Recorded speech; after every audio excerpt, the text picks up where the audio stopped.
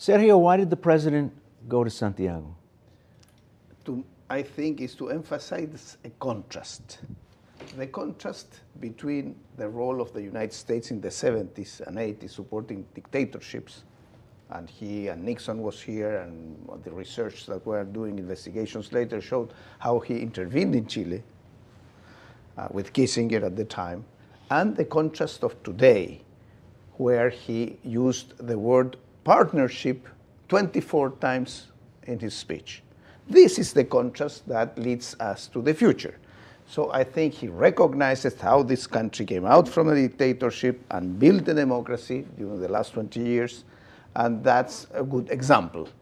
But more than that, the issue now that we face is, starting from that speech, what kind of new initiatives, associations, and partnership should we build or can we build with the United States? Is this speech an excuse for saying, well, now we are partners, don't ask me for things? Or is this a commitment to say, let's share the same goals and let's work together, each one considering his own strength? So I think there is an opportunity for Latin America, but we have to understand if the U.S. is playing seriously about new partnerships on education. Are there pending issues? Is there unfinished business, Eric, in the Chilean-American relationship? You know, the Chile-American relationship really is a partnership, and it's built now on issues like innovation and technology and trade and investment and working together to build a pan-Pacific economic space. It's not based on what we might have thought in the past about some of the issues that we just heard about. And this is really remarkable because in the context of the U.S. and Chile, it is a true partnership. We have a free trade agreement, and yet we don't always agree. At the United Nations, for example, Chile and the United States take different views many times.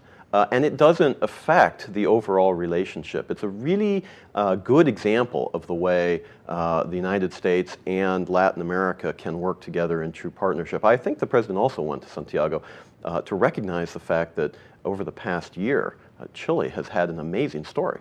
We heard about the earthquake. Also, you had the miners' rescue. You had a democratic transition for the first time since the dictatorship from a center-left government now to a center-right government. You've had a remarkable economic story, even during difficult economic times over the past couple of years. So Chile, although they don't often like to be held up in the context of the region as an example or model for the region, nonetheless, they really are. And I think the president's visit there highlighted that, showed that, and gave an encouragement to other countries in the region that this is something you can really do. It's possible, and Chile's achieving it.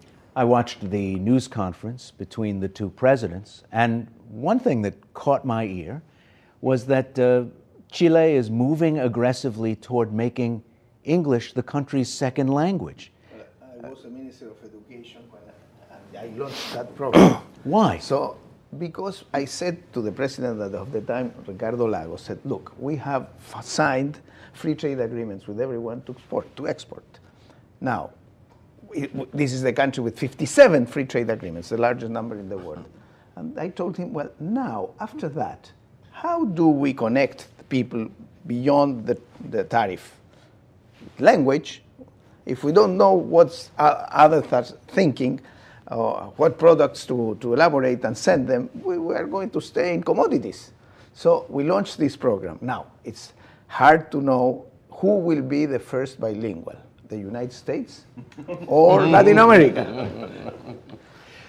But what does that show? I mean, I couldn't imagine that happening in the 70s during a time of great tension with the United States, with a country in the Southern Cone saying, yes, we're going to open up to English and make that a lingua franca. I think the world's changing a little bit. I think it shows first a country that has struggled a lot is really the country that everybody that fought for democracy in our part of the world feels very strongly about, in favor of Chile. We celebrate Chile all the time.